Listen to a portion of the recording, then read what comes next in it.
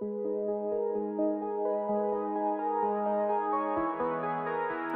everybody, it's Matt, and Young Rock was back this week on NBC with episode 2 of its debut season, and in my opinion, things just kept getting better.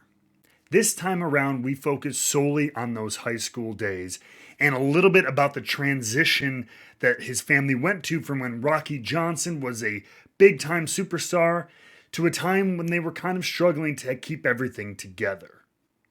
We see his mom have to take a job cleaning houses for wealthier people. His dad having to take small time gigs, which we often see still today with independent wrestling and people with post WWE careers.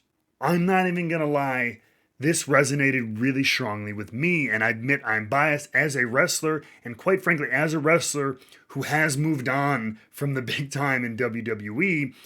To see someone who's made that transition and is struggling to figure out where the next gig is going to be coming from, it really kind of hit me, in the heart.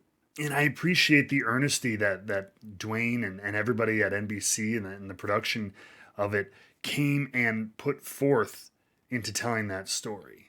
The comedy is there, but The Rock is really good at telling these stories.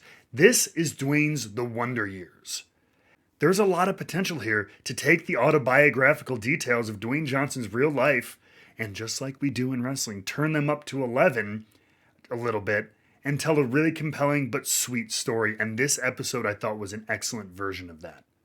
We got to see more flashbacks of Soul Man Rocky Johnson facing the likes of Ric Flair and Roddy Piper, amongst others. And it really brought out the joy of live wrestling as we see Dwayne taking the girl he is courting to see his father, even in a smaller venue like the flea market, which he's first embarrassed of.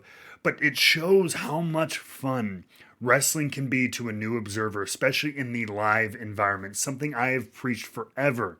If you watch it on TV and you think it's not for you, I'm telling you, go to a live event, sit in the crowd, and try not to like it. And I loved that they included that type of interaction, that type of experience in this episode. And that's what I love about Young Rock. Wrestling is the backdrop, but there's so much more heart going on. I really hope they continue to focus on one era at a time per episode.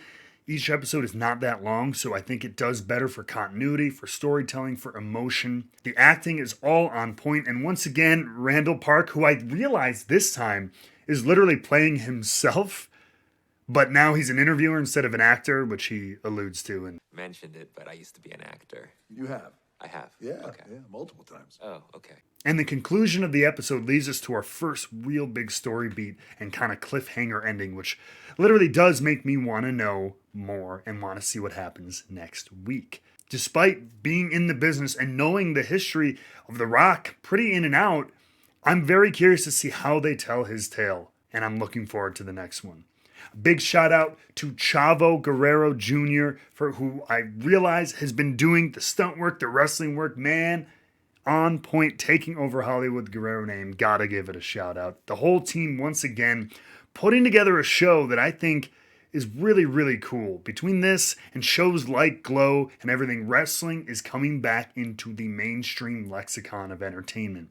And I think we're showing people the love of live entertainment and that side of wrestling. I can't wait to see what's next.